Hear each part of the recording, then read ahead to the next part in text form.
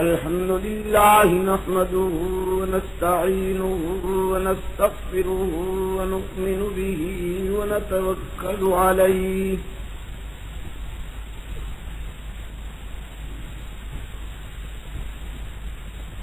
ونعوذ بالله من شرور أنفسنا ومن سيئات أعمالنا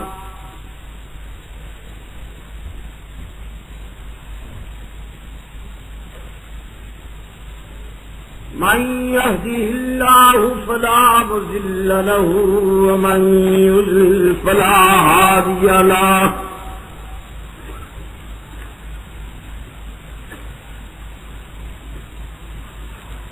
ونشهد أن لا إله إلا الله وحده لا شريك له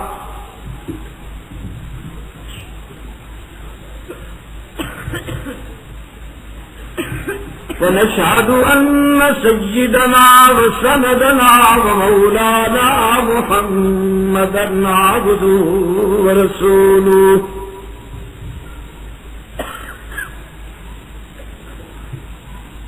المبعوث إلى الأسود والأحمر لتتميم مكارم الأخلاق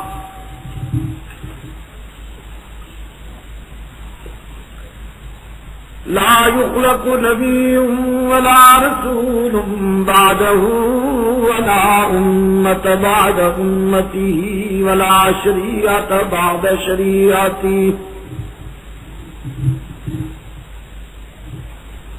ولا كتاب بعد كتابه صلى الله تعالى عليه وعلى آله وأصحابه الذين هم خلاصة العرب العظماء وخير الخلائق بعد الأنبياء وهم كالنجوم في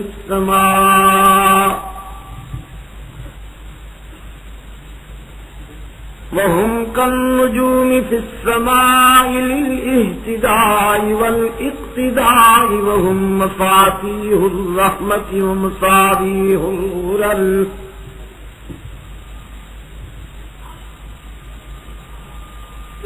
ونشهد أن أمير المؤمنين وإمام المتقين وقاتل المشركين والمرتدين أبا بكر الصديق ولي الله ووصي رسول الله وخليفته بلا فصل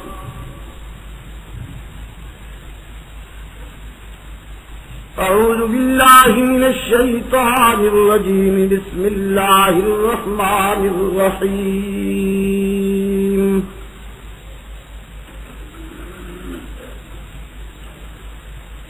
وإذ يرفع إبراهيم القواعد من البيت وإسماعيل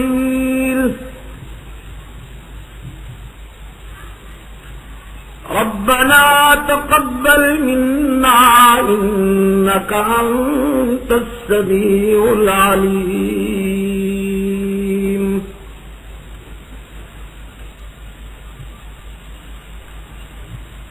ربنا وجعلنا مسلمين لك ومن ذريتنا أمة مسلمة لك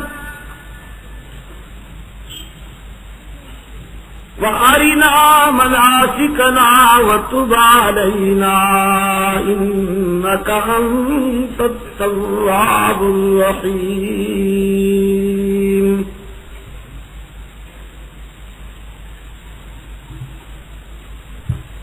ربنا وبعث فيهم رسولا منهم يتلو عليهم آياتك ويعلمهم الكتاب والحكمة ويزكيهم إنك أنت العزيز الحكيم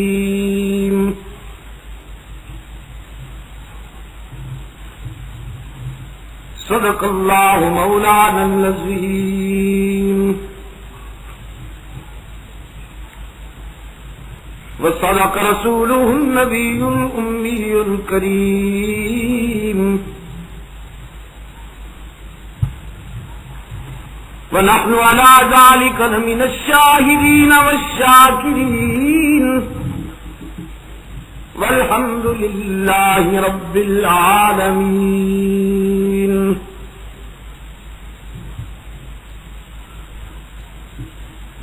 حضرات علماء کرام،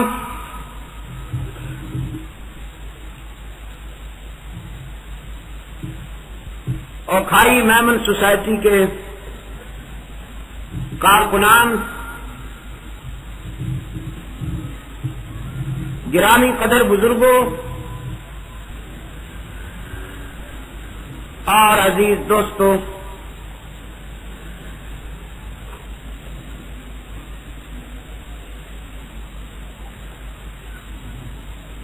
اور کھائی مجلس میمن کمیٹی کے زیر اہتمام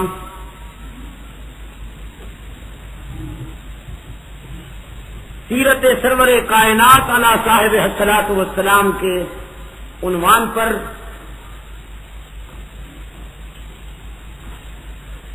ہونے والے 7 روزہ پروگرام کی یہ دوسری نشست ہے،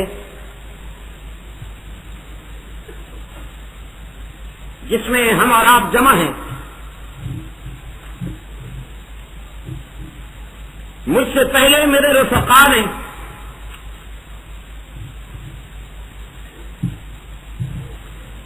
اپنے اپنے انداز میں اپنے آقا و مولا کے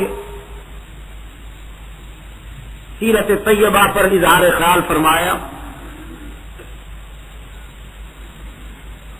میں اس بات کی اطلاع دینا آپ کو ضروری سمجھتا ہوں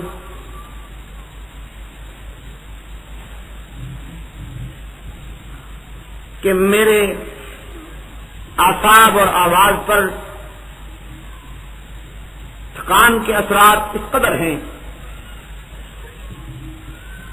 کہ بظاہر اس کی گنجائش نظر نہیں آ رہی تھی کہ آج میں کچھ بیان کر سکوں، اور اپنے دوستوں سے میں نے التجا بھی کی، اپیل بھی کی کہ ازراہ کرم مجھے وہ آج معذور سمجھیں،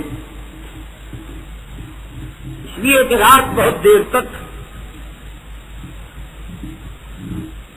جلسہ رہا، پھر اس کے بعد احباب کی محفل دیر تک رہی، پھر آج دن کو جمعہ کی نشست میں کچھ بولنا پڑا، پھر اس کے بعد بھی آرام نہیں مل سکا۔ لیکن میری اس طرح کی اپیلیں عموماً مسترد کر دی جاتی ہیں، آج بھی مسترد کر دی گئی۔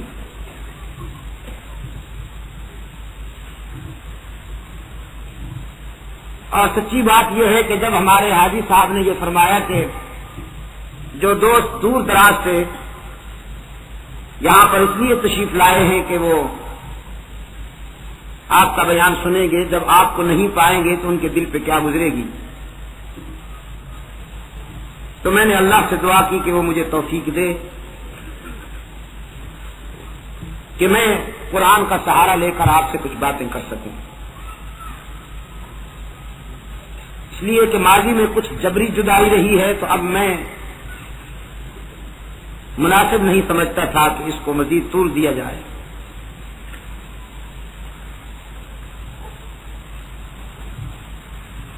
تاریخ کے پس منظر میں 3 دعائیں بڑی اہم ہیں۔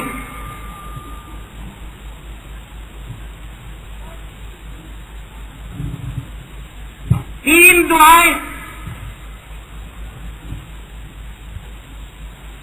ایک تو یہ دعا ہے جس پر آج گفتگو ہوگی،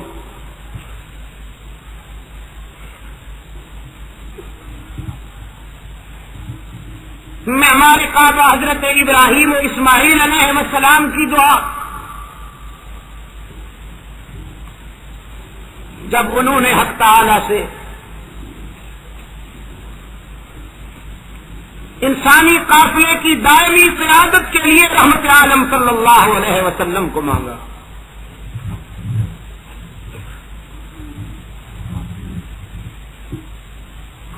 دوسری دعا ہے حضرت موسیٰ علیہ السلام کی، جب فرعونی جبر سے ٹکرانے کے لیے انہوں نے حضرت ہارون علیہ السلام کی فصاحت و بلاغت کو مانگا. اور تیسری دعا ہے خود رحمت عالم صلی اللہ علیہ وسلم کی، کہ جب انہوں نے باطل قوتوں سے فیصلہ کن جنگ لڑنے کے لیے حق تعالی سے ابن خطاب کی سہولت و جلالت و غیرت کو مانگا.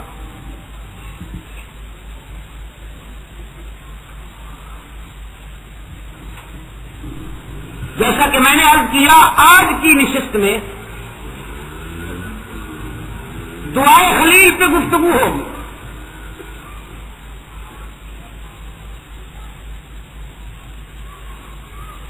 حضرت ابراہیم اور حضرت اسماعیل علیہ السلام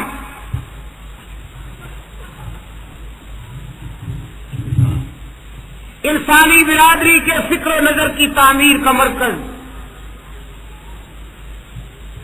روشنیوں کا مرکز، اجالوں کا محور، تابانیوں کا بین الاقوامی مرکز تعمیر کر رہے ہیں.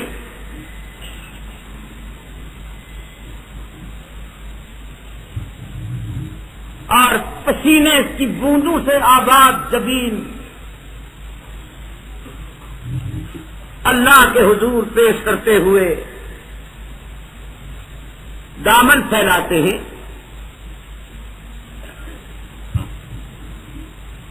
فرمایا وَإِذْ يَرْفَعُ إِبْرَاهِيمُ الْقَوَاعِدَ مِنَ الْبَيْتِ وَإِسْمَاعِيلُ.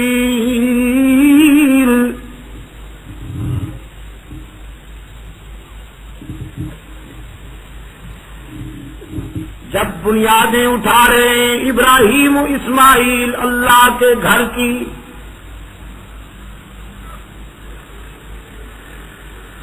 یہ دونوں مقدس مہمان اپنے داتا کے حضور التجا کرتے ہیں، ربنا تقبل منا انک انت السمیع العلیم.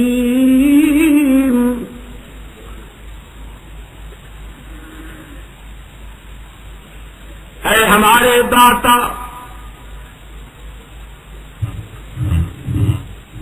ہماری اس کاوش اور ہماری اس جد و جہد کو شرف قبولیت سے نوازیے.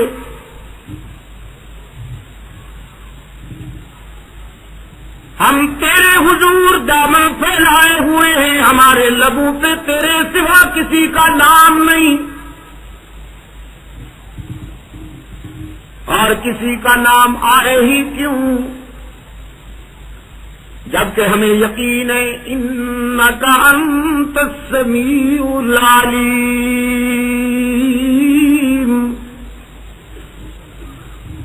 تو ہی ہے سننے اور جاننے والا.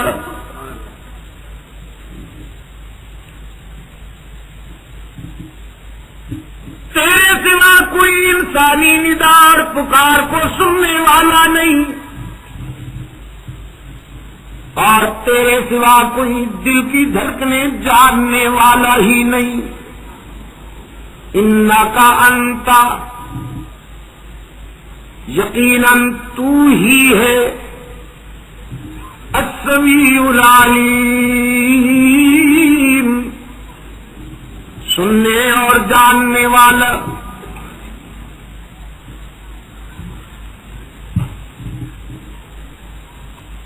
عزیز دوستو، کتاب اللہ میں جب کوئی پیغمبر اللہ کے حضور اس لہجے میں، اس اسلوب میں، اس انداز میں بولتا ہے تو اس میں حسر کی لذت کار فرما ہوتی ہے، حسر کی روح کار فرما ہوتی ہے. معنی یہ ہوتے ہیں کہ اس صفت میں تیرے ساتھ کوئی دوسرا شریک نہیں ہے، بس تو ہی ہے۔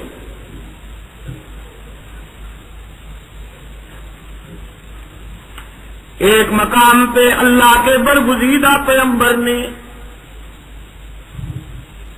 اعلان کیا انک انت علام الغیوب،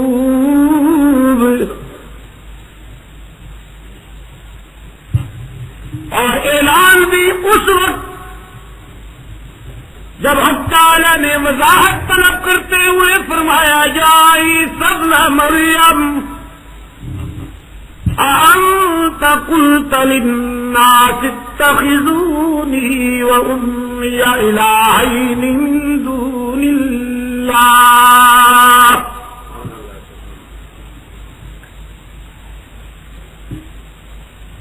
اے مریم کے فرزند یا عیسی ابن مریم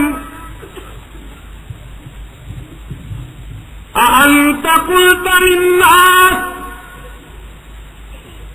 کیا آپ نے لوگوں سے یہ کہا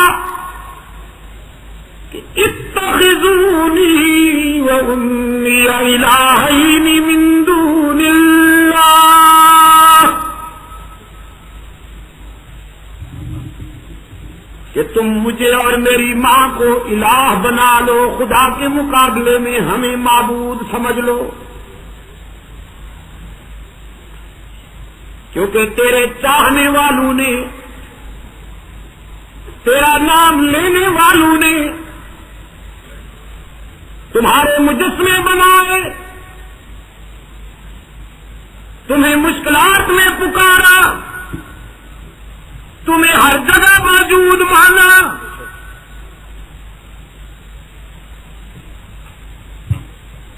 اور تمہاری بشریت کا، انسانیت کا انکار کیا۔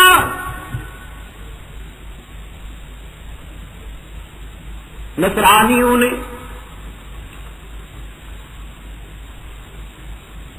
محبت کے عنوان سے حضرت عیسیٰ اور حضرت مریم علیہ السلام کے ساتھ وہ باتیں وابستہ کر دی کہ غیرت خدا بندی میں تلاطم پیدا ہوا۔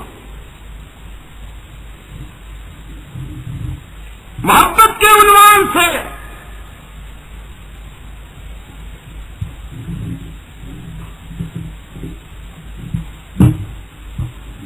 میرے عزیز دوستو،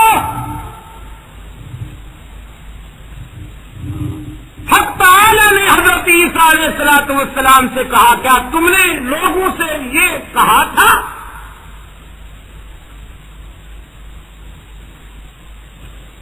قال سبحانك ما يكون لي أن أقول ما ليس لي بحق، یہ اترنے دیجئے ذرا دل کی گہرائیوں میں، قرآن کے شبنمی قطروں کو اترنے دیجئے ذرا، بیماری کے ازالہ کے لیے، اس لیے کہ ہر طرف سے قصے کہانیوں کی یلغار ہے، ٹوٹکے بیان کیے جا رہے ہیں،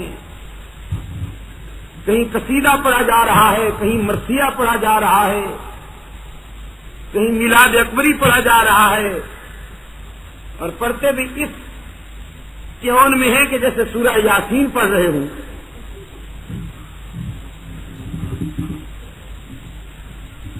جناب عیسیٰ علیہ السلام عرض کرتے ہیں میرے معبود پاک ہے تو، میں وہ بات کیسے کہہ سکتا ہوں جسے کہنے کا مجھے حق ہی نہیں؟ ما یکون لی ان اقول ما لیس لی بحق ان کنت قلته فقد علمتا، اگر میں نے لوگوں سے یہ کہا کہ وہ مجھے اور میری ماں کو ہر جگہ موجود مانے، اپنی جبین کی نیاز مندیوں کے لیے مسجود مانے، علام الغیوب مانی، کارساز و دستگیر مانی، تو پھر مجھ سے پوچھتا کیوں ہے؟ تو دلوں کے بھید جاننے والا ہے میرے حاکم اعلی۔ فقد علمت تعلم ما فی نفسی ولا اعلم ما فی نفسک، جو کچھ میرے دل میں ہے تو جانتا ہے اور تیرے راز میں نہیں جانتا۔ انک انت علام الغیوب، کہ تو ہی ہے علام الغیوب۔ یہ حضرت عیسیٰ علیہ السلام کا اعتراف اور اعلان تھا۔ اب ایک اور مقام پہ قرآن کریم نے فرمایا یوم یجمع اللہ الرسل، جس روز اللہ نے تمام پیغمبروں کو جمع کرنا ہے، فیقول ماذا اجبتم، اور پھر حق تعالیٰ فرمائیں گے تم نے دنیا میں جا کے جب میرا پیغام پہنچایا تو لوگوں کا رد عمل کیا تھا؟ لوگوں نے تمہاری بات سنی تو انہوں نے کیا جواب دیا؟ قالوا لا علم لنا، سارے پیغمبر عرض کریں گے خدا بندہ ہم نہیں جانتے۔ انک انت علام الغیوب، تو ہی ہے علام الغیوب۔ یہ تمام انبیاء اور رسول کی بات ہے۔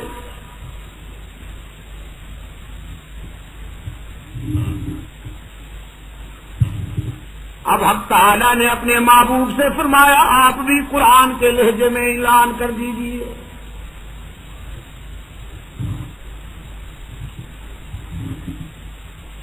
قل لا اقول لكم عندي خزائن الله ولا اعلم الغيب ولا اقول لكم اني ملك،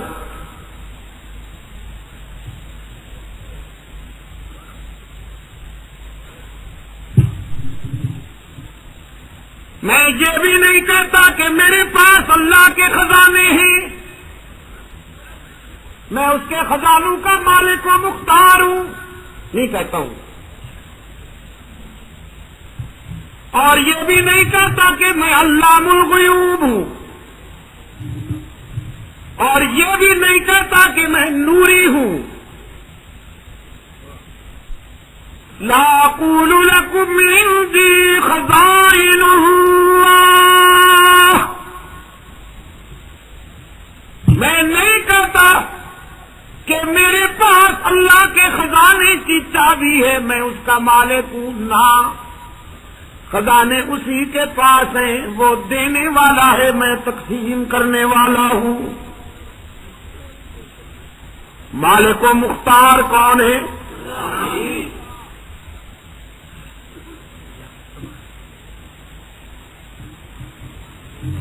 مالک و مختار کون ہے؟ میں دامن پھیلانے والا ہوں، وہ دامن بھرنے والا ہے، میں التجا کرنے والا ہوں، وہ پوری کرنے والا ہے، میں رونے والا ہوں، وہ آنسو پوچھنے والا ہے۔ ولا اعلم الغیب، اور میں علام الغیوب بھی نہیں، عالم ہوں لیکن علام الغیوب نہیں۔ قل لا يعلم من في السماوات والأرض الغيب إلا الله،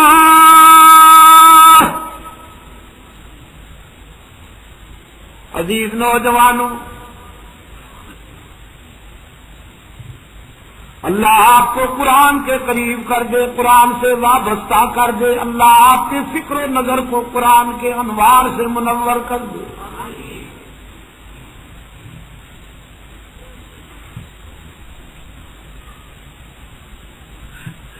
اگر کوئی یہ کہے کہ یہ تو رسول اللہ نے تکلفاً ایسا کہہ دیا، از راہ تواضع، از راہ انکسار، ہمیں تو ایسا نہیں کہنا چاہیے۔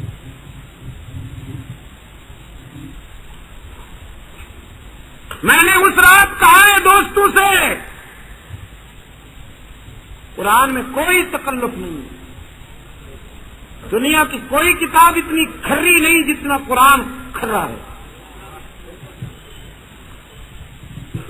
دو ٹوک کھرا لے جائے قرآن پاک، لیکن میرا یار کہتا ہے نہیں، قرآن اوپر سے کچھ کہتا ہے، اندر سے کچھ ہے۔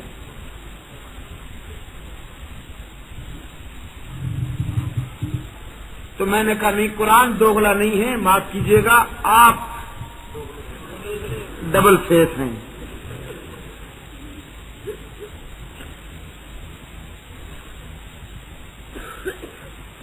ایک اور مقام پہ فرمایا وَعِندَهُ مَفَاتِحُ الْغَيْبِ لَا يَعْلَمُهَا إِلَّا هُوَ وَيَعْلَمُ مَا فِي الْبَرِّ وَالْبَحْرِ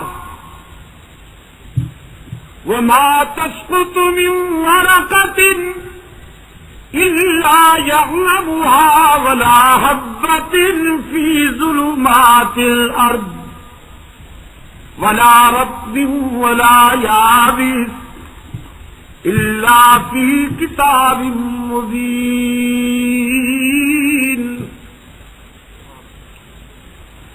اسی کے پاس ہے غیب کی چابیاں، وَعِندَهُ مَفَاتِحُ الْغَيْبِ،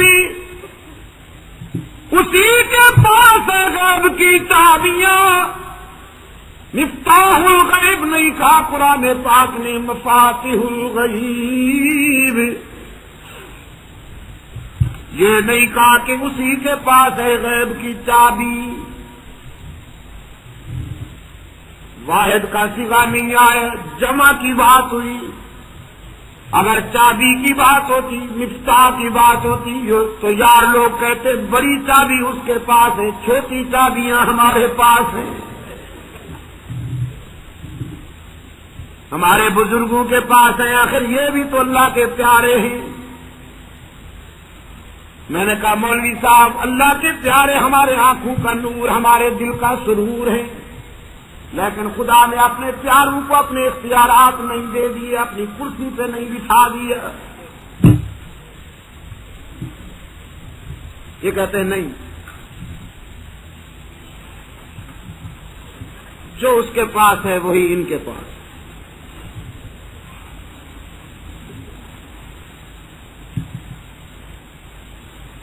قرآن کہتا ہے اولاد دینے والا اللہ ہے۔ انہوں نے کہا وہ ساڈا مرشد شاہ جمال پتر دیوی رتا لال،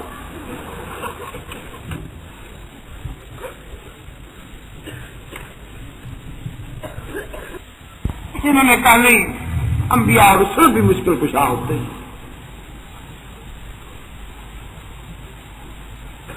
قرآن نے کہا بیڑے پار اللہ کرتا ہے، انہوں نے کہا نہیں جی بادشاہ،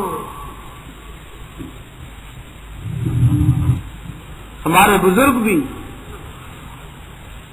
بلکہ یہاں تک اللہ تیری شان ہے۔ ارشاد ہوا کہ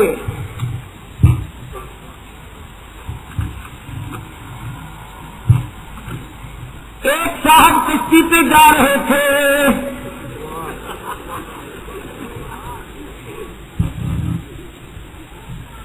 تو دریا کے بھنور میں کشتی ہچکولنے کھانے لگی تو اس کو اللہ والے نے کہا تم یا جنید پکارو، یا جنید پکارو۔ اس نے یا جنید پکارنا شروع کیا تو ڈوبتی ڈوبتی کشتی جم گئی، دکھ گئی۔ اتنے میں ابلیس اس کے پاس آیا اور کہنے لگا یہ تو تم مشرکانہ جملہ کہہ رہے ہو، خدا کو پکارو، اللہ کا نام لو۔ اب اس نے حضرت جنید کے بجائے خدا کا نام لے لیا تو کشتی ڈوب گئی، تو کشتی ڈوب گئی۔ اب جب کشتی ڈوب گئی تو نیچے جا کے پھر اسے جنید یاد آئے، اس نے دوبارہ یا جنید کہا تو کشتی تو ہاں حکم یہ تیری آیت ترجمہ ہو رہے۔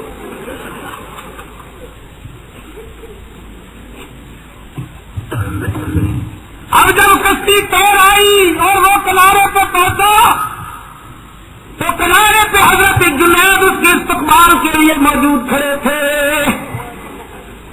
سبحان اللہ۔ اور حضرت جنید نے فرمایا دیکھ لیا تم نے کہ سینئر کون ہے اور جونیئر کون ہے؟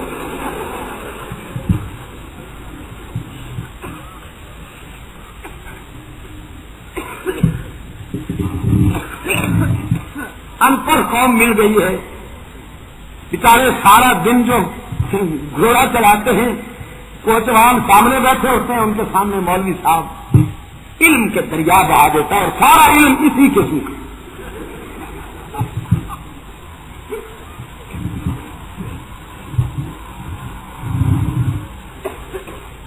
قرآن کریم نے فرمایا میرے پار وہ کرتا ہے۔ میرے دوستوں نے کہا نہیں، ہمارے بزرگ کرتے۔ قرآن کریم نے فرمایا طواف اللہ ہی کا حق ہے کہ اس کے گھر کا کیا جائے۔ انہوں نے کہا نہیں، بزرگوں کے مزاروں کا بھی ہوتا ہے۔ تو پھر اب قرآن کی روح پوچھتی ہے فما ظنکم برب العالمین، اللہ کے لیے تم نے کیا باقی چھوڑا؟ سجدے بھی دوسروں کے تم نے جائز سمجھ لیے، طواف بھی دوسروں کا تم نے جائز سمجھ لیا، ہر جگہ موجود بھی تم نے دوسروں کو مان لیا، اللہ الغیوب بھی تم نے دوسروں کو مان لیا، کار ساز و دستگیر و مشکل کشا بھی تم نے دوسروں کو مان لیا، تو اب خدا کے لیے تم نے باقی چھوڑا کیا ہے؟ جی اس کے پاس وحدت ہی وحدت، وحدت ہی وحدت، وحدت ہی وحدت۔ تو ہاں یہ پاکستان کے تبرکات ہیں۔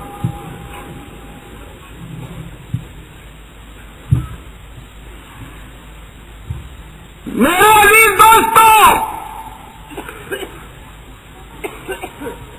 قرآن پاک نے فرمایا اسی کے پاس ہے غیب کی چابیاں، وہی جانتا ہے جو کچھ کے زمینوں و آسمانوں میں،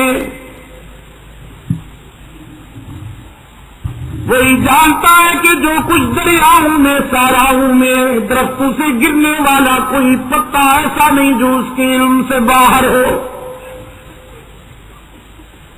دھرتی سے اگنے والا کوئی پودا ایسا نہیں جو اس کے علم سے باہر ہو، جو کچھ کے خشکی میں ہے تر میں، جو کچھ کے بر میں ہے بہار میں، اللہ فی کتاب مبین، اسی کے پاس ہے۔ سرکار دو عالم صلی اللہ علیہ وسلم نے فرمایا لا اقول لکم انی ملک، اور میں یہ بھی نہیں کہتا کہ میں نوری ہوں، نوری نہیں ہوں، هل كنت الا بشرا رسولا، انسانی برادری سے تعلق رکھتا ہوں تو بشر، لیکن اللہ نے میرے سر پہ رسالت کا جگمگاتا ہوا ایسا تاج سجا دیا کہ نوری بھی میرے در کے خادم نظر آتے ہیں.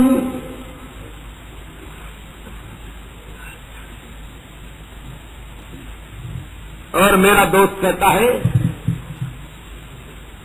نبی کو بشر کہنا توہین.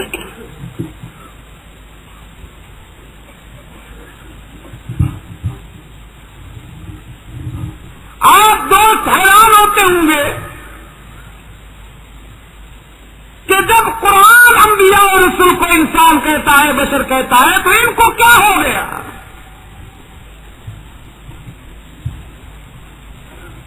میرے دوستوں اس سے پہلے بھی یہ بیماری لگی ہے، کچھ قوموں کو اس سے پہلے بھی بیماری لگی ہے. یہ یہودیوں کو یہی بیماری لگی تھی. انہوں نے کہا تھا ہمارے نبی حضرت عزیر بشر نہیں ابن اللہ ہے. نصرانیوں کو یہی بیماری لگی، انہوں نے کہا ہمارے پیغمبر حضرت عیسیٰ انسان نہیں ابن اللہ ہے. پہلے تو یہ کہا پھر ترقی کی. پہلے کہا وقالت اليہود عزیر ابن اللہ وقالت النصارى المسیح ابن اللہ.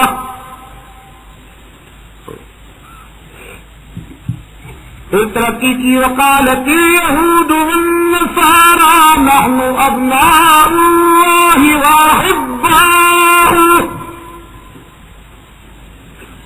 یہودی اور نصرانیوں نے کہا کہ ہم بھی خدا کے بیٹے ہیں اور اس کے بہت ہی پیارے بیٹے ہیں.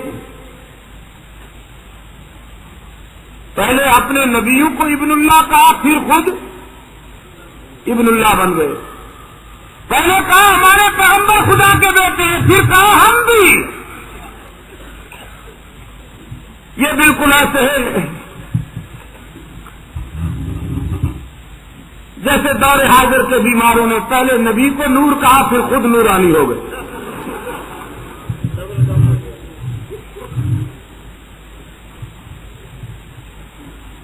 یہ بیماری پرانی نکلی.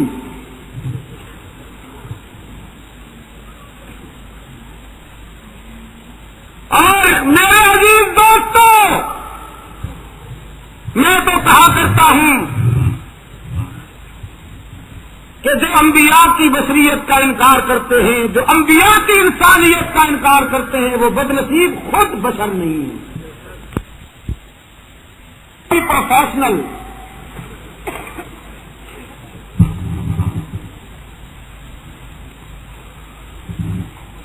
مقام بشر تو اتنا اونچا ہے کہ فرشتے اس کے سامنے سر جھکاتے نظر آتے ہیں. اور مولوی صاحب کی تحقیق اور مولوی صاحب کے فکر کی پرواز ملاحظہ فرمائیے. مولوی صاحب کہتا ہے یہ ہم کو تعظیمی سجدے سے روکتے ہیں. فرشتوں نے حضرت آدم کے سامنے سر نہیں جھکایا تھا.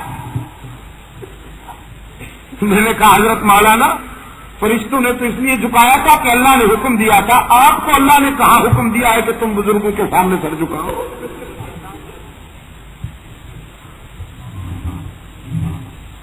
وہ تو بشر کی عظمت کا اعلان کرنے کے لیے، چونکہ فرشتوں نے کہا تھا أَتَجْعَلُ فِيهَا مَن يُفْسِدُ فِيهَا وَيَسْفِكُ الدِّمَاءَ نَحْنُ نُسَبِّحُ بِحَمْدِكَ وَنُقَدِّسُ لَكَ. خداوندہ تیری حمد و تسبیح کرنے والے ہم جو موجود ہیں، تو ایسی مخلوق کو کیوں پیدا کرتا ہے کہ جو خون بہائے، خون ریزی کرے اور شر و فساد مچائے؟ تو اللہ نے فرمایا اعلم ما لا تعلمون، تم نہیں جانتے جو میں جانتا ہوں. اور پھر جب حضرت آدم علیہ الصلوۃ والسلام کی اللہ نے تخلیق فرمائی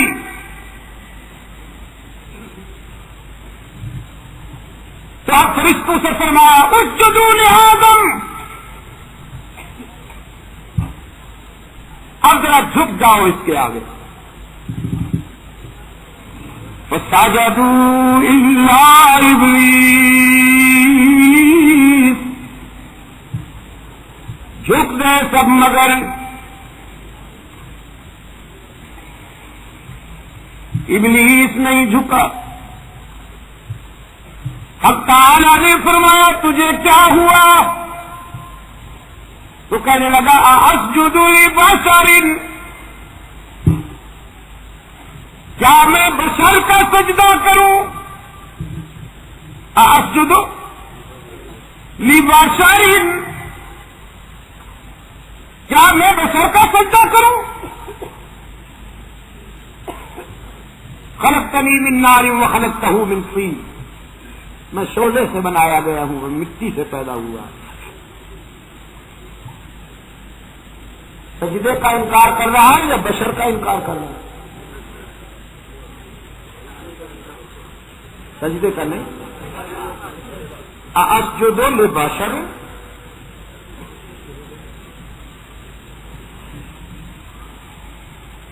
شاہ صاحب تشریف لائیے، لوگ منتظر ہیں، بیان فرمائیے.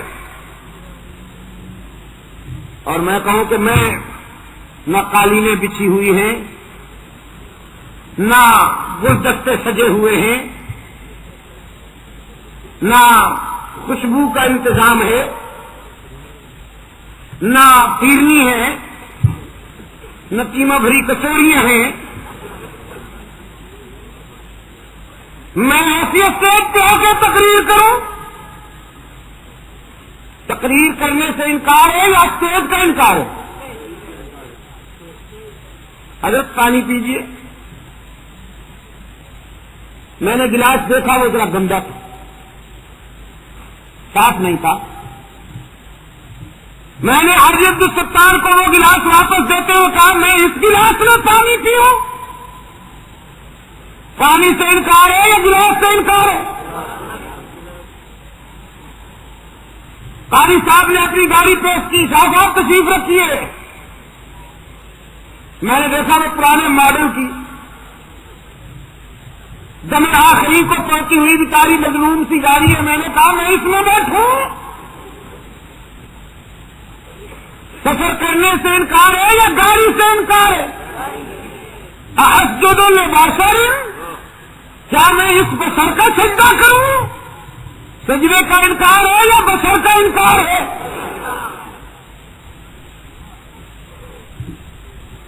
تو سب سے پہلے عظمت بشر کا منکر کون ہوا؟ مسٹر ابلیس.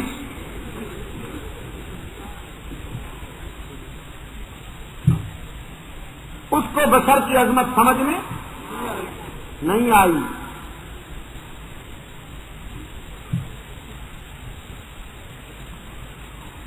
آج جن بیماروں کو عظمت بشر سمجھ میں نہیں آتی اور اتنے احساس کمتری میں مبتلا ہیں کہ وہ انبیاء اور رسول کو دائرہ انسانیت و بشریت سے نکالنے پر تلے ہوئے ہیں، تو در حقیقت وہ خود انسان اور بشر نہیں. عظمت کو سمجھنے کے لیے بھی عظمت چاہیے. سورج کی روشنی اسی کو نظر آئے گی جس کی بینائی صحیح ہو. مادرزاد اندھے سے آپ کہیں کتنی اچھی دھوپ ہے، اسے کیا خبر؟ سورج کی روشنی تو اسی کو نظر آئے گی نا جس کی آنکھیں ہوں گی، جس کی بینائی صحیح ہوگی. اقبال کہتا ہے وہ فریب خوردہ شاہی کے پلا ہو کرگسوں میں، اسے کیا خبر کہ کیا ہے رہو رسم شاہ بازی.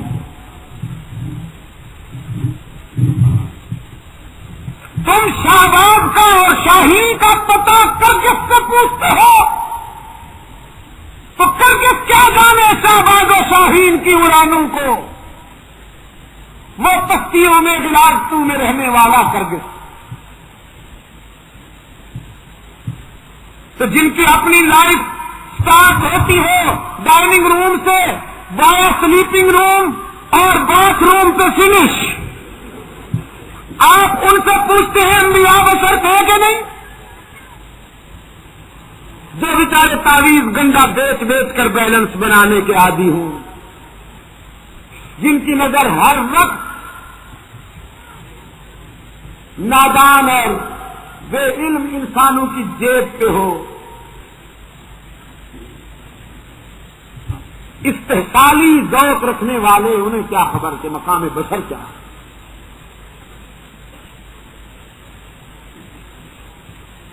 میرے عزیز دوستو،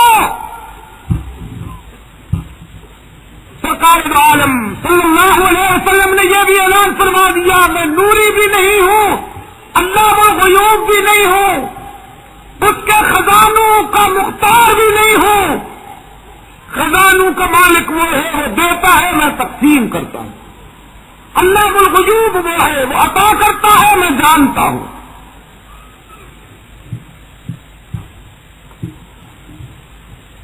انسانی برادری سے میرا تعلق ہے، لیکن رسالت کا جگمگاتا ہوا تاج اللہ نے میرے سر پہ رکھا ہے.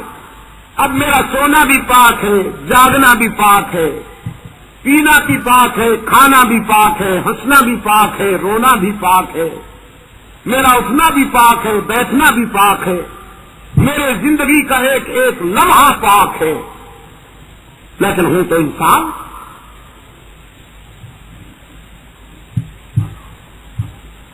حضرت عیسیٰ علیہ السلام نے بھی یہی اعلان فرمایا، تمام انبیاء نے بھی یہی اعلان فرمایا، خود رحمت عالم صلی اللہ علیہ وسلم نے بھی یہی اعلان فرمایا کہ علامہ الغیوب کون ہے. لیکن اس دور کے میرے یار کو یہ بات سمجھ میں نہیں آتی. تب میں یہی دعا کر سکتا ہوں نا کہ اللہ اسے شفائے کاملہ عاجلہ دائمہ مستقرہ عطا فرمائے. بے قرار بہت ہے آج کل تو ماشاءاللہ گالیاں دیتا ہے. اس دن کچھ دوست میرے پاس آئے، کہنے لگے شاہ صاحب یہ دیکھو اس نے گالیاں دی ہیں. میں نے کہا جسے موروثی گالیاں ملی ہوں، جو بیچارہ خود گالی کی پیداوار ہو، وہ گالی نہ دے تو کیا کرے. ہم گالیاں نہیں دیں گے، ہم تو دعا کریں گے کہ اللہ آپ کو راہ راست پر لے آئے. خدا کی قسم ہم ان کے لیے دعا گو ہیں.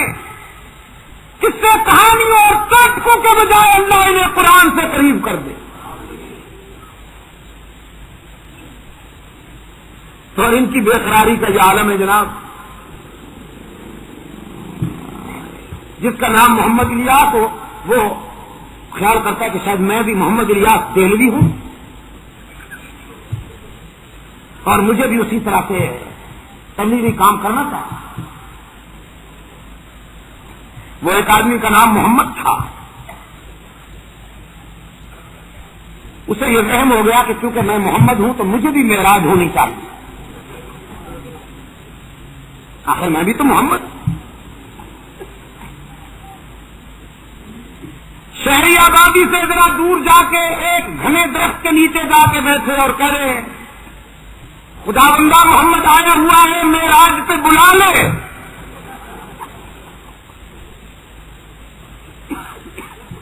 کچھ دیر انتظار کے بعد پھر کہے محمد آیا ہوا ہے، خدا بندہ معراج کرا دے.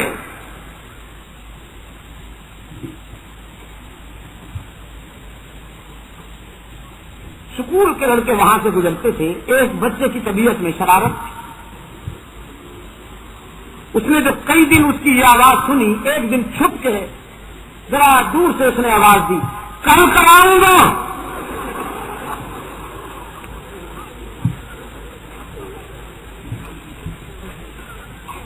بڑا خوش ہوا.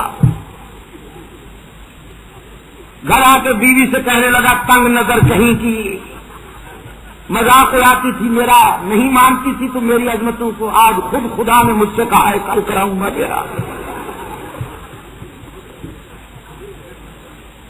اب دیکھنا کل معراج ہوگا.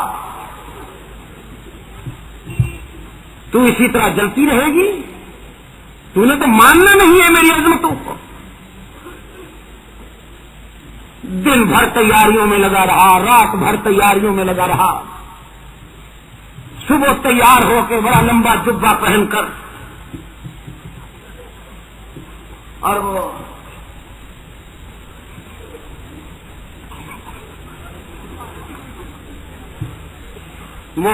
جیسے وہ سے سوار کر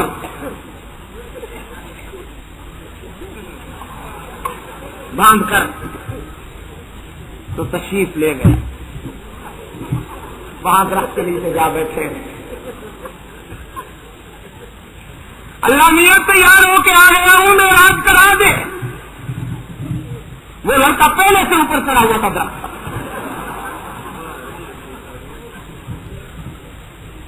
ایک لمبی رسی لے کر وہ پتوں میں چھپا بیٹھا تھا.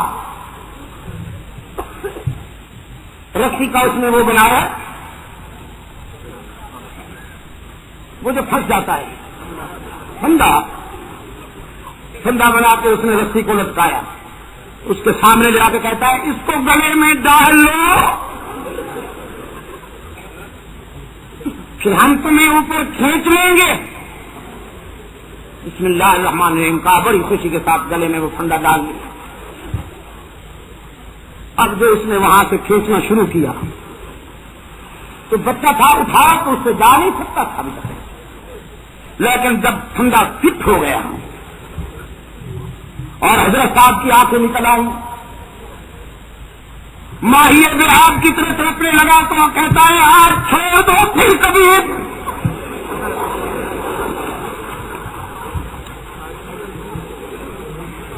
آج چھوڑ دو پھر کبھی تمنا نہیں کروں گا. اس نے 2-4 جھٹکے دے کر چھوڑ دیا. جلدی سے پھندا نکالا، کانپتا ہوا لڑکتا ہوا بھاگا. گھر میں آ کے دروازہ زور زور سے کھٹکھٹائے. بیوی نے جو دروازہ کھولا کہنے لگی ہاں معراج ہو گئی، خیریت سے کہہ رہا ہم کیا خدا ناراض بیٹھا تھا، مشکل سے بچ آیا ہوں. ہر محمد الیاس دہلوی نہیں ہوا کرتا مائی ڈیئر. محمد الیاس دہلوی نے اور اس کی تحریک نے لاکھوں کافروں کو محمد کا غلام بنایا ہے، اور بد نصیبوں تم نے تو بڑے صغیر میں کسی کو مسلمان رہنے ہی نہیں دیا.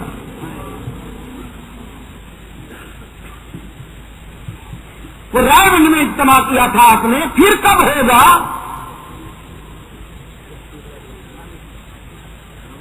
رائے گنج میں. اور نہیں بھائی یہ تو آپ کی بات ہے.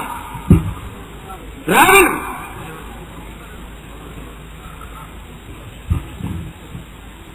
وہ جو رسیدیں چھپائی تھی، 100 روپے کی رسید، 50 روپے کی رسید، 25 روپے کی رسید، اور کہا یہ جاتا تھا کہ جو شخص 100 روپے کی رسید کو خریدے گا اسے راز پاک سیدھا جنت میں لے جائے گا.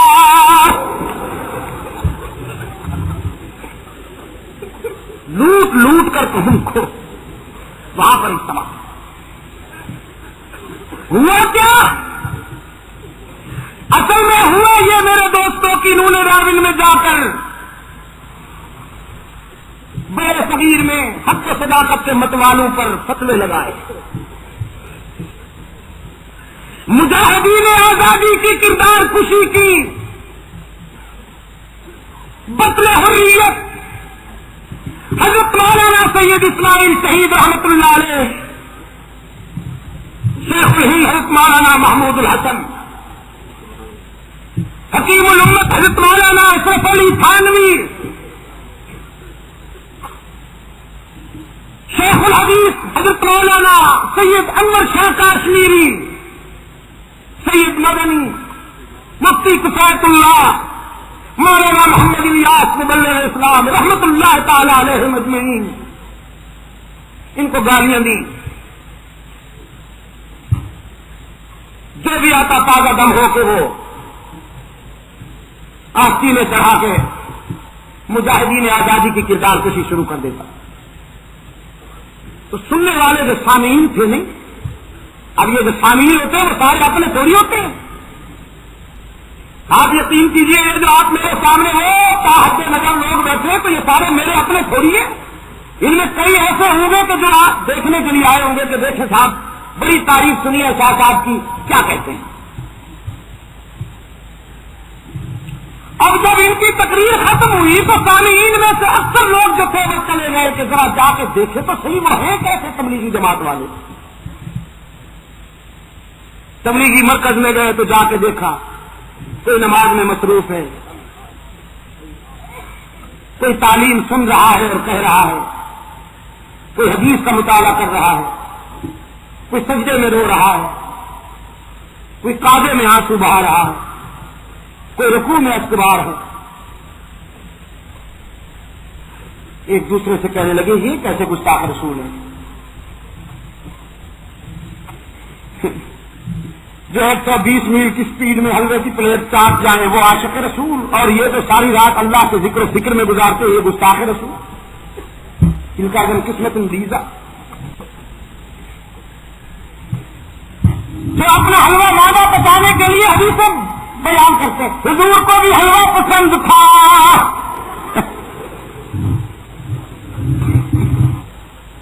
اپنا فائد منوانے کے لیے ان لوگوں نے تبلیغی مجاہدین کے پاس آ کے کہا بھائی ہم نے تو سنا تھا کہ آپ گستاخ رسول ہیں، یہ کیا ہے؟ تبلیغی مجاہدین نے بھی جب دیکھا کہ بھائی دوست آئے ہوئے ہیں ہمارے کرم فرما، وہ قریب آ کے کہنے لگے تشریف لائیے، کھانا کھائیں گے آپ؟ کہاں کھائیں گے؟ کھانے سے انکار کرنا ان کے بس کی بات نہیں ہے۔ لے آئے، کھانا کھلایا، اپنے بستروں پہ بٹھایا، ان کی خدمت کی۔ جن کے پاس گنجائش تھی انہوں نے 3 دن یا ہفتے کا وقت لکھوایا اور وعدہ کیا کہ آج اگر ہمارے پاس گنجائش نہیں ہے تو اب ہم گھر جا رہے ہیں، جب آپ کی جماعتیں وہاں آئیں گی تو انشاءاللہ ہم چلے لکھوائیں گے، ہمیں بات سمجھ میں آ گئی ہے، بس انشاءاللہ وہ آخری اجتماع تھا۔ اب قیامت تک وہ ہر دن میں وہ اجتماع نہیں کریں گے، حالانکہ اب کہا یہ گیا تھا کہ ہر سال نصیبے ہی میں کامیابی نہ ہو، جب تک خلوص نہیں آئے گا کامیابی نہیں ہو۔ گول میز کانفرنس کی تھی نا میرے دوست نے، بٹیر تیتر سندھ کے سارے سہارا کے تیتر بٹیروں پہ موت آ گئی بیچاروں کو، انہوں نے سمجھا شاید لیڈر تیتر بٹیروں پہ جمع ہو جاتے ہیں۔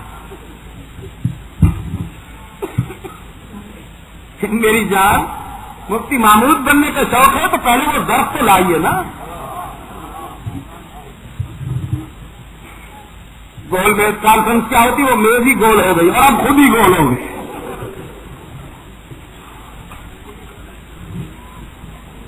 وہ درویش اور تھا کہ جس کے اشارے پر پوری قوم پر وقف میدان میں نکلا۔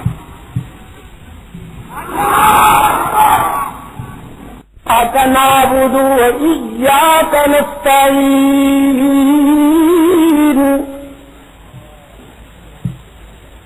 مانا کیجیے ذرا، ہم تیری ہی عبادت کرتے ہیں اور تجھ سے ہی مدد مانگتے ہیں، جس عبادت میں ہی کی لذت نہ ہو خداوند عالم کے ہاں وہ عبادت قبول ہی نہیں۔ سجدے تو مشرکین بھی کیا کرتے تھے، نظر مشرکین بھی دیا کرتے تھے، طواف مشرکین بھی کیا کرتے تھے۔ قرآن کہتا ہے وَجَعَلُوا لِلَّهِ مِمَّا ذَرَأَ مِنَ الْحَرْثِ وَالْأَنْعَامِ نَصِيبًا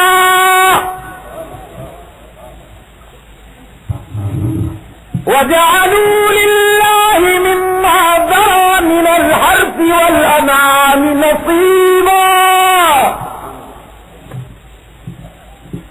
اپنے مویشیوں اور کھیتیوں سے ایک حصہ نکال کر مخصوص کر دیا کرتے تھے، ھذا للہ، اور کہتے تھے یہ اللہ کے لیے، ایک حصہ علیحدہ کر دیا کرتے تھے اور دوسرا حصہ نکالا کرتے تھے، کہتے تھے وَھذا لِشُرَکَائِنَا، یہ رب کے لیے، یہ سب کے لیے، آخر یہ بھی تو خدا کے پیارے ہیں۔ سرکار دو عالم صلی اللہ علیہ وسلم سے بھی انہوں نے یہی کہا کہ آئیے کچھ ہم موحد بنتے ہیں، کچھ آپ ہمارے آستانوں کو برداشت کیجیے،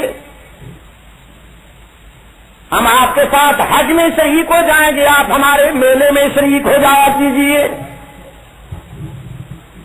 رحمت عالم صلی اللہ علیہ وسلم نے فرمایا دانت تڑواؤں گا، سنگ باری میں سر سے پاؤں تک لہولہان ہو جاؤں گا، سمیہ کو ٹکڑے کرواؤں گا، حمزہ کی لاش کے 11 ٹکڑے دیکھ کر صبر کر جاؤں گا، بدر و احد میں اپنے رضاکار لے کے آؤں گا اور زخمی ہو جاؤں گا، ساری مصیبتیں برداشت کروں گا، سارے مظالم سہ جاؤں گا، لیکن منوا کے رہوں گا کہ ہر جگہ موجود علام الغیوب، کارساز و دستگیر۔ اور مولوی صاحب کی دلیلیں دیکھیے، بتا یہ کہتے ہیں کہ کارساز و دستگیر خدا ہے تو بیوی سے کھانا کیوں مانگتے ہیں؟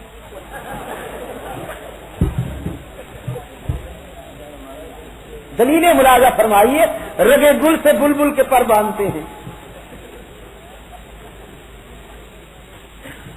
ٹی وی پہ اناؤنسر ہر جگہ نظر آتا ہے تو رسول اللہ ہر جگہ کیوں موجود نہیں ہوتے؟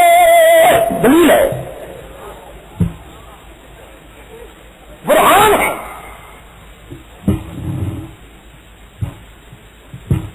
شیطان کو ساری کائنات کا علم ہے، وہ ہر جگہ موجود ہوتا ہے تو رسول کیوں ہر جگہ؟ انا للہ و انا الیہ راجعون۔ حوصلہ ہے نا؟ خدا ان کے حال پہ رحم کرے، خدا ان کے حال پہ رحم کرے۔ یہ کوئی نسبت ہے؟ یہ بات کہنے کی ہے؟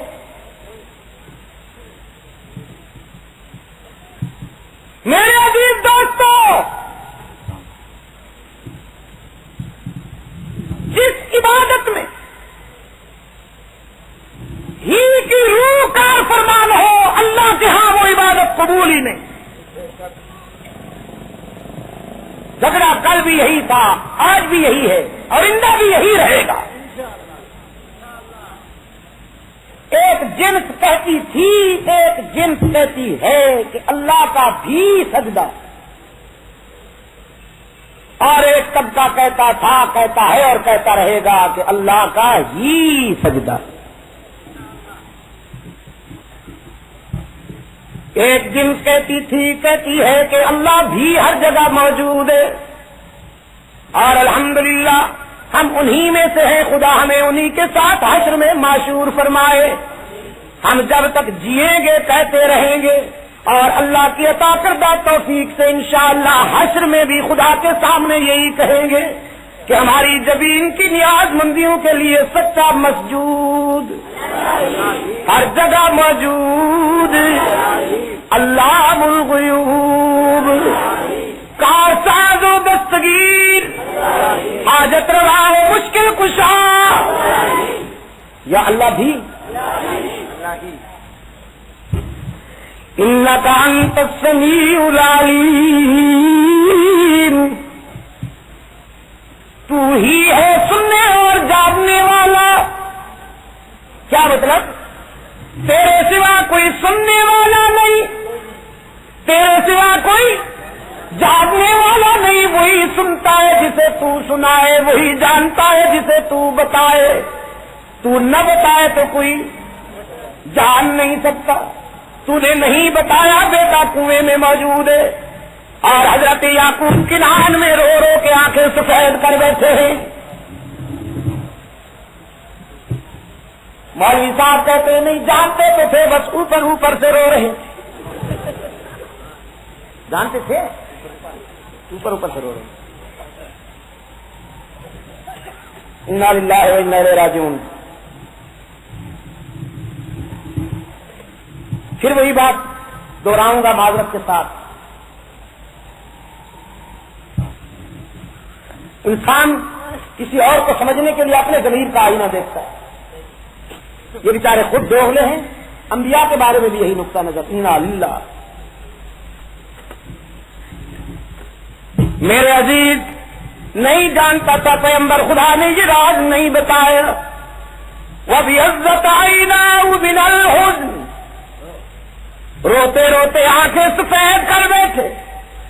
اب جب وہ بتانے پہ آ گیا تو کرتا مصر سے روانہ ہوا۔ حضرت یعقوب یہاں بیٹھے ہوئے فرماتے لا اجد ریح یوسف لولا ان تفندون، اگر میری بات کو مذاق نہ سمجھو تو مجھے اپنے لخت جگر کی قمیض کی خوشبوئیں آ رہی ہیں. جب تک نہیں بتایا تو رو رہے ہیں، اور جب بتا دیا تو لبوں پہ تبسم آ گیا. جناب صدیقہ کائنات پر منافقین نے الزام تراشی کی. مریم اسلام کئی راتیں روتی رہی.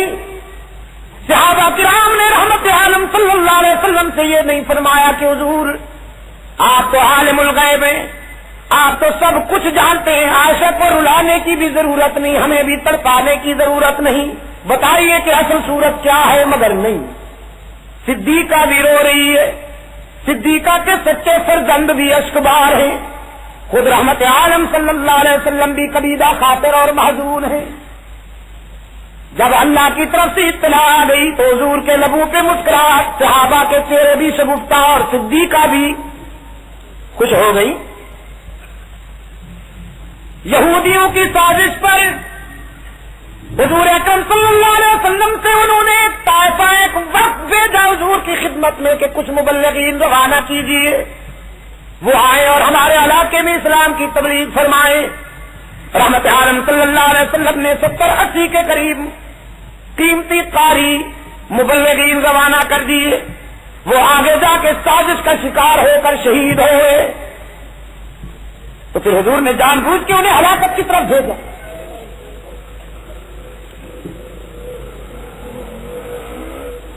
انک انت السمیع العلیم، تو نہ سنوائے تو کوئی سن نہیں سکتا، تو نہ بتائے تو کوئی جانتا نہیں. وہی سنتا ہے جسے تو سنائے، وہی جانتا ہے جسے تو بتائے. انک انت کا مفہوم یہی.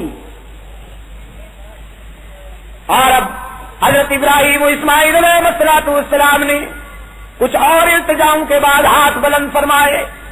ربنا وبعث فیہم رسولا منہم یتلو علیہم آیاتک. اے ہمارے داتا، تیرا گھر تو ہم نے بنا دیا، اب اسے آباد کرنے والا بھی ہماری اولاد میں سے بھیج. وہ اس گھر کا معلم بن کے آئے گا، آیات قرآنی کی تلاوت سے تیرے اس گھر کو معمور کرے گا. وَيُعَلِّمُهُمُ الْكِتَابَ وَالْحِكْمَةَ، اور تیرے بندوں کو کتاب و حکمت کی تعلیم دے گا. وَيُزَكِّيهِمْ، اور انہیں پاک بنائے گا. إِنَّكَ أَنْتَ الْعَزِيزُ الْحَكِيمُ، تو ہی عزت اور حکمت والا ہے. ہم مانگ سکتے ہیں، منوا نہیں سکتے. 3 شعبے ہیں دعائے خلیل میں: تلاوت آیات، تعلیم کتاب و حکمت اور تزکیہ. حضور اکرم صلی اللہ علیہ وسلم نے تلاوت آیات کی تو قرآن کی کھیپ آ گئی. یہ قرآن جو ہیں یہ حضور اکرم صلی اللہ علیہ وسلم کی تلاوت کے فیضان کا نتیجہ ہے. قال اللہ اور قال رسول کی دنیا میں بیٹھ کر معلمین و مدرسین کے جو لشکروں کے لشکر ہیں، یہ رسول کی تعلیم کتاب و حکمت کا فیضان ہے. اور حضور اکرم صلی اللہ علیہ وسلم کے لشکر کا ہر سپاہی اتنا پاک باز ہے کہ خدا کے فرشتے بھی صحابہ کے تقدس پر رشک کرتے ہیں. یہ رسول اکرم صلی اللہ علیہ وسلم کے تزکیہ کا فیضان ہے. لیکن آپ یہ تو بتائیے کہ حضور اکرم صلی اللہ علیہ وسلم نے جو انسانوں کو پاک بنایا ہے تو 2-4 پاک بنے ہیں یا سب پاک ہوئے ہیں؟ مکتب مصطفی میں آنے والے سارے خوش نصیب پاک ہیں یا 2-4 پاک ہیں؟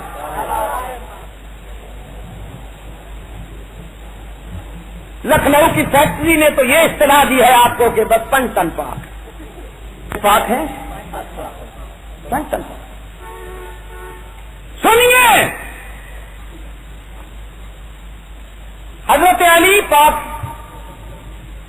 جو حضرت علی کو پاک نہیں سمجھتا وہ مردود خود ناپاک. اور یہ بات بھی کسی کے دل سے نہیں کہہ رہا ہوں، اپنے عقیدے کا اظہار کر رہا ہوں. میرا ایمان یہی ہے کہ حضرت علی پاک ہیں، حضرت حسن پاک ہیں، حضرت حسین پاک ہیں، حضور اکرم صلی اللہ علیہ وسلم کی چھوٹی نقطہ جگر سیدہ فاطمہ پاک ہے. جو انہیں پاک نہیں سمجھتا وہ خود ناپاک ہے. لیکن آپ سے میں پوچھتا ہوں، کراچی کے روشن ضمیروں، صدیق اکبر پاک نہیں ہے؟ فاروق اعظم؟ اگر یہ پاک نہ ہوتے تو رسول پاک کے پہلو میں کیوں سلائے جاتے؟ پاک ہیں جبھی تو رسول پاک کے پہلو میں سوئے ہوئے ہیں، سلائے گئے ہیں، سوئے نہیں ہوئے، سلائے گئے ہیں. یار لوگ تو کہتے ہیں نہیں جبرن سو گئے. یار لوگ کہتے ہیں کہ حضرت علی کا بس نہیں چلتا تھا ورنہ وہ کہاں سونے دیتے. یہ جن سے عجیب ہے. رات بھی میں نے اس پر اپنے درد دل کا اظہار کیا. ہاں اگر گویم زبان ہو گا مگر دم درکشم ترتم کے مغزے استخاص ہوگا مرادر دے تندر دل. ہم سے تو کہا جاتا ہے صاحب رواداری ہونی چاہیے، ذرا وسیع درسی ہونی چاہیے. لیکن گزشتہ سے پیوستہ شب ایک پڑھے لکھے جاہل نے بڑی جرأت کے ساتھ یہ بات کہہ دی کہ خلافت راشدہ کے زمانے میں حضرت علی رضی اللہ تعالیٰ عنہ جو تھے وہ قائد حزب اختلاف.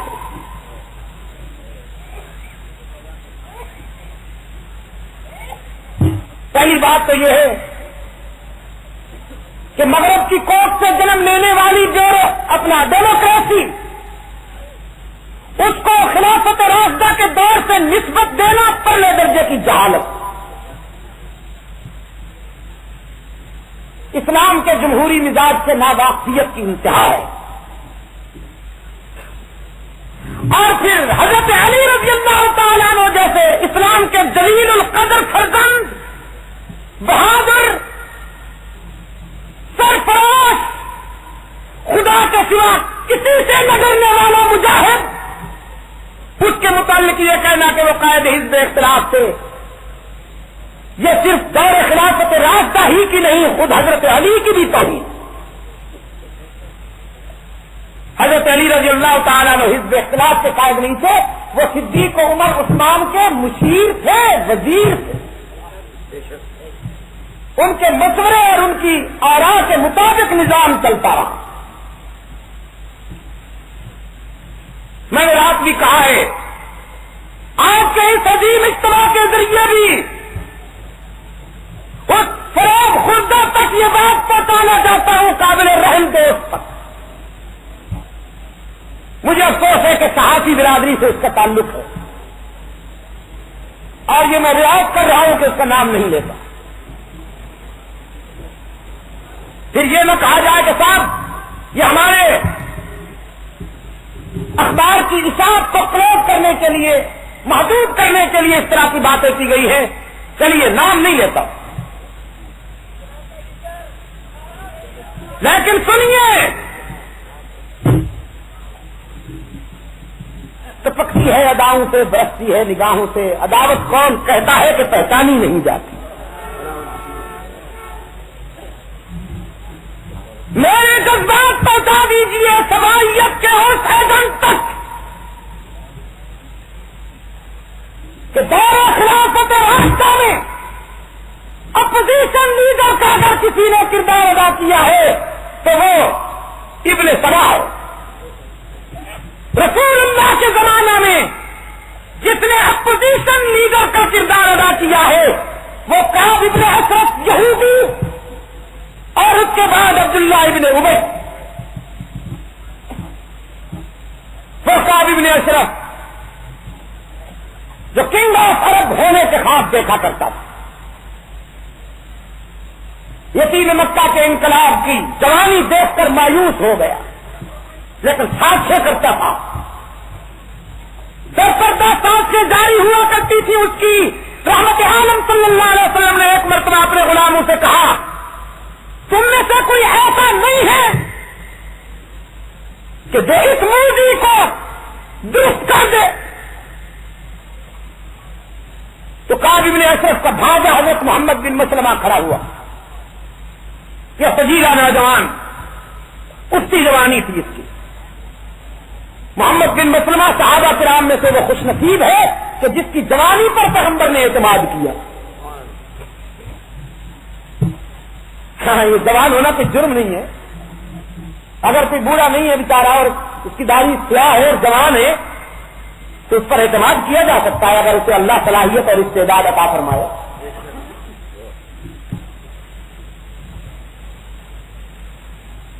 محمد بن مسلمہ رضی اللہ تعالیٰ عنہ کھڑے ہوئے. یہ حضرت عمر رضی اللہ تعالیٰ عنہ کے زمانہ میں انسپکٹر جنرل پولیس IGP تھے حضرت فاروق اعظم کے زمانہ میں. اور پولیس والے بھائی دعا کرو فاروق اعظم کو. پولیس کا محکمہ قائم ہی فاروق اعظم نے کیا. لیکن پولیس کا محکمہ اس لیے قائم نہیں ہوا کہ جو روایات آپ نے قائم کر دی ہیں. پولیس کا محکمہ اس لیے قائم ہوا کہ انسانوں کی خدمت کی جائے. میں یہ مانتا ہوں تسلیم کرتا ہوں کہ آپ کا مشاہرہ بہت کم ہے. پولیس والے بھائیوں کا مشاہرہ اتنا کم ہے کہ وہ بیچارہ اپنی سفید پوشی کو بھی بحال نہیں رکھ سکتے. خدا کرے وہ وقت آئے کہ جب انہیں اتنا مشاہرہ ملے, انہیں اتنی تنخواہ ملے کہ حرام کی طرف انہیں سوچنے کی نوبت نہ آئے. لیکن بعض ایسے ہوتے ہیں کہ ان کو مرض ہو جاتا ہے. بہرحال میں یاد کر رہا تھا کہ محمد بن مسلمہ رضی اللہ تعالیٰ عنہ نے عرض کیا حضور مجھے اجازت دیجیے یہ کام تو میں کروں گا. حضور نے فرمایا تم یہ کام کیسے کرو گے؟ اب کیا حضور وہ میرا رشتہ دار ہے, میں اسے اپنے اعتماد میں لوں گا, پھر اس کی پارٹی میں شامل ہو جاؤں گا. اور حضور بس مجھے اتنی اجازت دیجیے کہ اگر وہ آپ کے خلاف کوئی بات کرے تو میں ذرا سنتا رہوں. کہیں ایسا تو نہیں ہے کہ میں اگر آپ کے خلاف کوئی بات سنتا رہوں تو میرے دونوں جہان تباہ ہو جائے. حضور نے فرمایا اس سے آپ رسول اللہ صلی اللہ علیہ وسلم کی روحانی عزیت کا اندازہ فرمائیں کہ حبیب کبریا صلی اللہ علیہ وسلم نے فرمایا تمہیں اجازت ہو. اب یہ محمد بن مسلمہ گیا کعب بن اشرف کے پاس. کہے گا مامو جان کیا حال ہے؟ تو کہے گا کیا حال ہے؟ بس جس کے تجھ جیسے نالاق بھاگے ہوں اس ماموں کا کیا حال ہوگا؟ تم دیکھتے نہیں ہو کیا ہو رہا ہے گھر گھر میں؟ ہمارے پرانے بزرگوں کی توہین کی جا رہی ہے. وہ کہتا پھرتا ہے کہ خدا کے سوا کوئی موجود نہیں, خدا کے سوا کوئی ہر جگہ موجود نہیں, خدا کے سوا کوئی اللہ الغیوب نہیں, خدا کے سوا کوئی کارساز و دستگیر و حاجت روا و مشکل کشا نہیں. واہ بھی واہ. تو یہ ہمارے بزرگ یہ آستانے یہ گدیاں یہ کہاں جائیں گی؟ ہرے ہرے کپڑے ہیں, رنگ برنگی جھنڈیاں ہیں, لمبی لمبی زلفیں ہیں, موٹے موٹے ڈنڈے ہیں, لمبی لمبی تسبیحیں ہیں. دیکھو یہ کتنے پرکشش ہیں, کتنی جاذب شخصیتیں ہیں بیٹھے ہوئے ہیں مزاروں پر. دمادم نہ دھوکا نہ غم, کمائیں گے احمد کھائیں گے ہم. یہ ایورگرین شخصیتیں, سدا بہار شخصیتیں. مزدور بیچارہ دن بھر پتھر کوٹتا ہے, اسے نام زمین میسر نہیں, اور حضرت صاحب نذرانے وصول کر کر کے 11ویں ہضم کر کر کے ماشاء اللہ.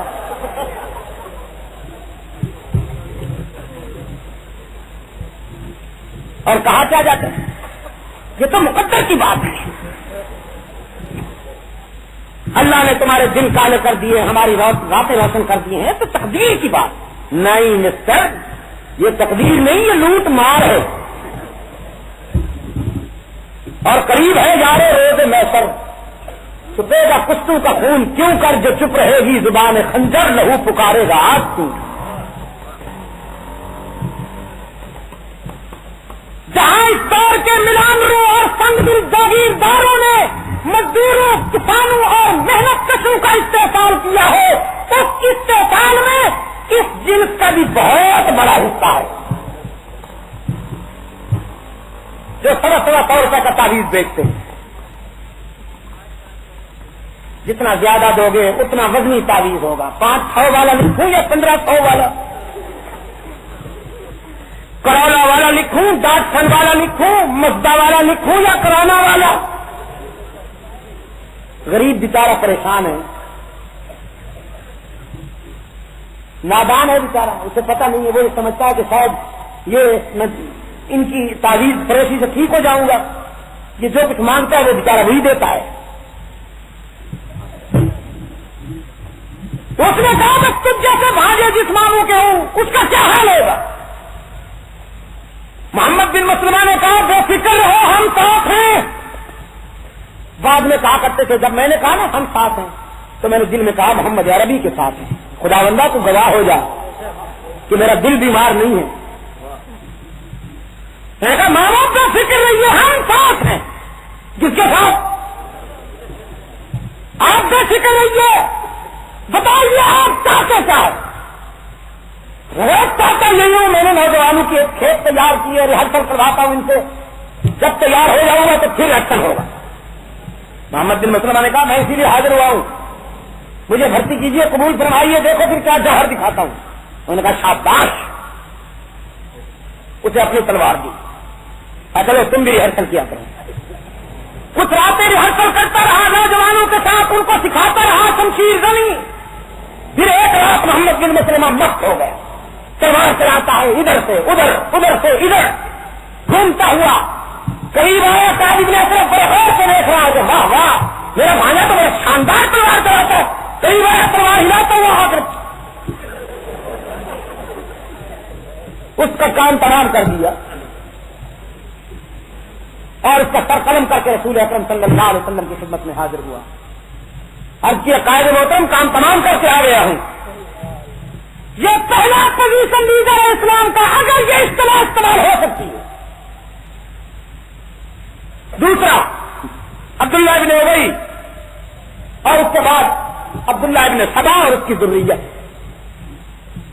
حضرت علی رضی اللہ تعالیٰ عنہ کو خلافت راشدہ کے دور میں جو شخص حزب اختلاف کا قائد کرتا ہے وہ سبائیت کا ایجنٹ ہے, اس کے اندر سے یہودیت بول رہی.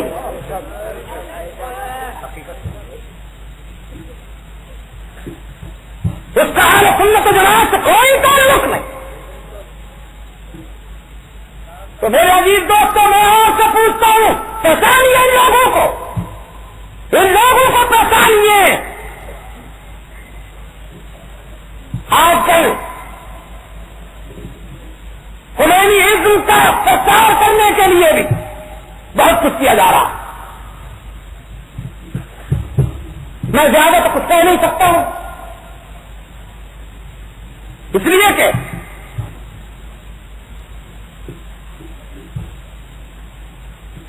دیکھیے دل کی بات عرض کر دوں, کوئی چاہے خود سمجھے, خدا کی قسم اس ملک کی امن و سلامتی ہمیں اپنی جان سے بھی زیادہ دی. تو کوئی چاہے خود سمجھے, مجھ پہ پابندیاں لگائی جائیں, مجھے پابند کیا جائے, کچھ بھی کوئی سمجھے. ویسے یار لوگوں نے بڑی خوشیاں منائی.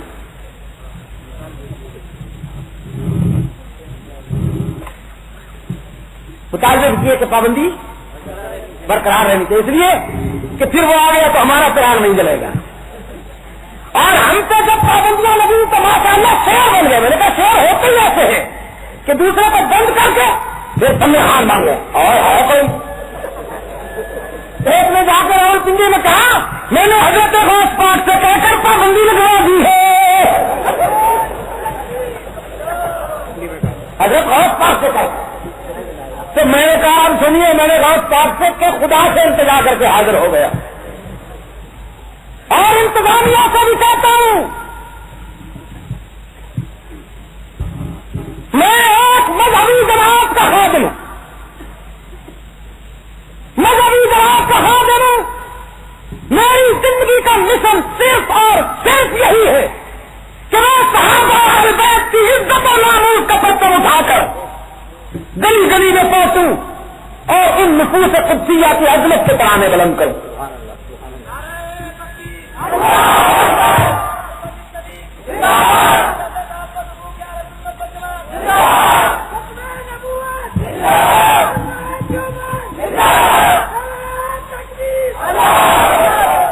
صحابہ اور اہل بیت کے دشمنوں سے ہمارا سمجھوتا نہیں ہو سکتا، نہیں ہوتا.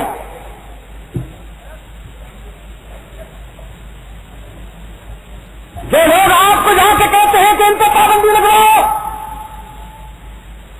وہ ملک ملت کے